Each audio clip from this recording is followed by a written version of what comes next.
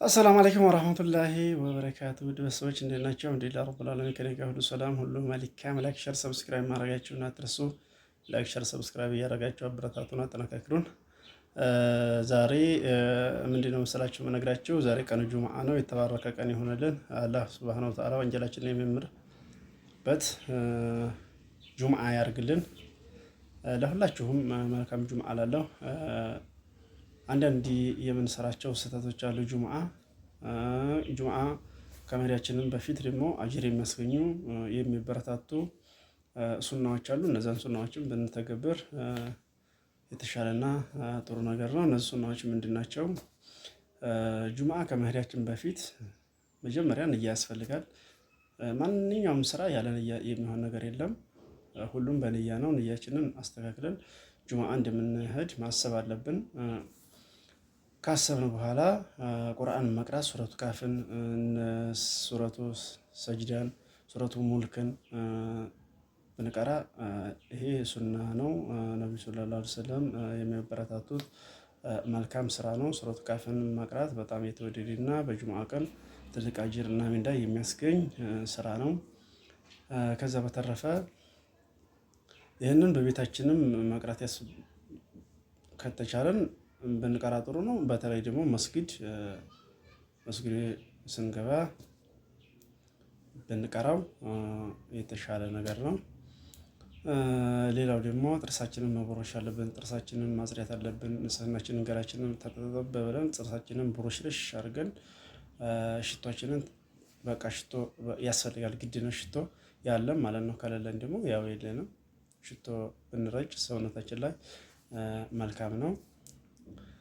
እነዚህ የነገርኳችሁ የሚበረታቱ ናቸው። ማልዶ ወደ ጁምዓ መሄድ በሱብሂ ማንም ሰው ሳይቀድመው ጁምዓ የገባ ሰው በሱብሂ ማልዶ የገባ ሰው ግመል ሰደቃ እንደሰደቀ ነው። ከዛ ደግሞ ላም ወይም በሬ፣ ከዛ ደግሞ ፍየል እስከ ዶሮ ድረስ እስከ እንቁላል ድረስ ይሄዳል።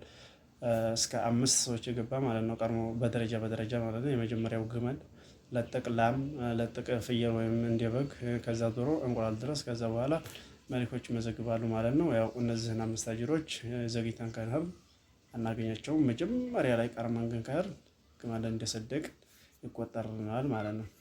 የግመል ሰደቃ እንደሰጠን እንደበላን እንደጠጣን ይቆጠርልናል። ይህን ማልደን ሄደን ይህንን አጅር ብናገኝ በጣም ጥሩ ነው እላለሁ ለሁላችሁ ማለት ነው። ሌላው ደግሞ የሚታዩ ስህተቶች አሉ። የሚታዩ ስህተቶች ምንድን ናቸው?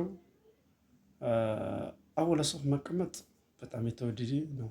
ግን አወል ሶፍ መቀመጥ ያለብን ማልደን ሄደን ነው።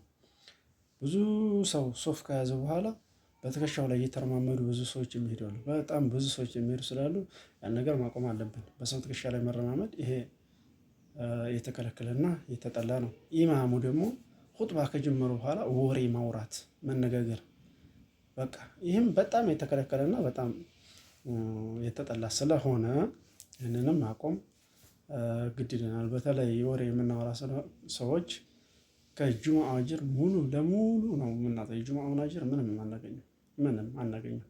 ጁምዓ እንደሰገድንም አይቆጠርም። ይህን ስህተታችንን ማስወገድ አለብን። ሌላው ደግሞ አንዳንድ ሰዎች በካልስ የምንገባ ሰዎች አለን።